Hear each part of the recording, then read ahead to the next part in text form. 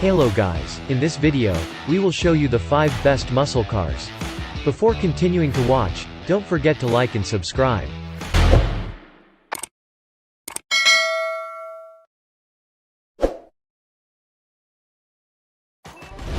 The Pontiac GTO is widely acknowledged as the car that really kicked off the 1960s muscle car era. It was initially offered as an optional package on the midsize Pontiac Tempest and was the first truly mass-market high-performance model to follow the big displacement engine route, using a tuned 389 cubic inch, 6.4-liter, V8 engine in place of the entry-level Tempest's 140 bhp 6. The top-spec GTO package included triple carburetors giving 348 bhp, a 4-speed manual gearbox, uprated suspension, wider wheels and bonnet scoops. Chevrolet's first foray into the muscle car world was with the Chevelle Super Sport, or SS, introduced in 1964. Early in its life, it was significantly outgunned by the Pontiac GTO, but it wasn't long before Chevy started turning up the wick. By 1970, the Chevelle SS had reached its most outrageous specification, with a huge 454 cubic inch, 7.5-liter, big block V8 that could be ordered with an advertised 450 bhp and 500 pound-feet of torque. With a 0 to 60 miles per hour time of a little over 5 seconds, the 1970 Chevrolet SS 454 was one of the fastest accelerating road cars in the world, and is hugely collectible today. The Chevrolet Camaro was produced in answer to the runaway success of the Ford Mustang, which had been launched in 1964. Arriving 3 years later, the Camaro was a sporty coupe and convertible based on the Chevy Nova platform, but with some meaty engine options including a 396 cubic inch V8 making up to 375 bhp.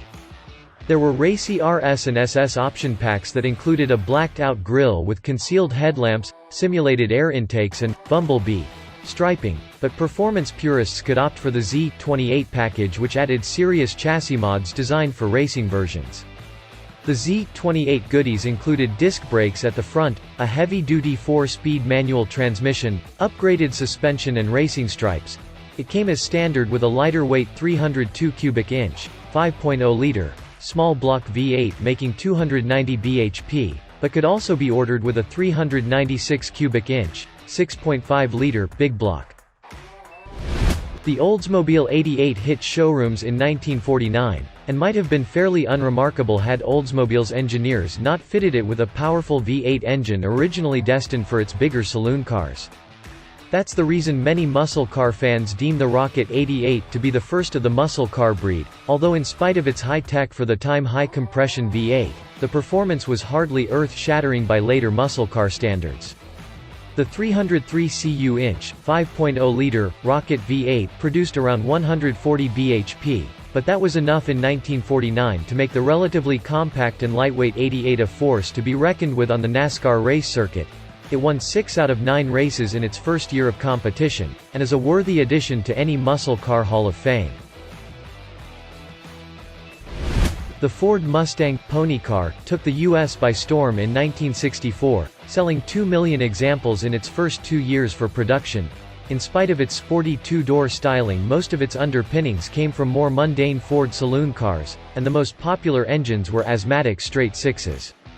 A 289 cubic inch, 4.7-liter, V8 was soon introduced with up to 271 bhp, but it's the Shelby GT 350 versions of those early cars that really get collectors fired up.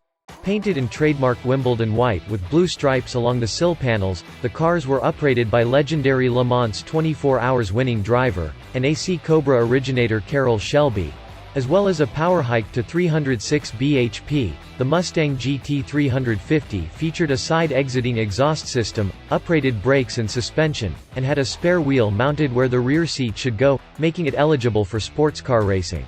Just 562 examples of the earliest Shelby Mustang were built in 1965, and the Shelby GT 350 models that followed in 1966 to 68 were more luxuriously equipped and less race-focused. Somewhat notoriously, car rental firm Hertz offered the GT350H on its fleet of hire cars. These special models came in black with gold stripes, and stories of weekend rentals coming back with spot welds where roll cages had been installed and removed for racing have gone down in muscle car folklore.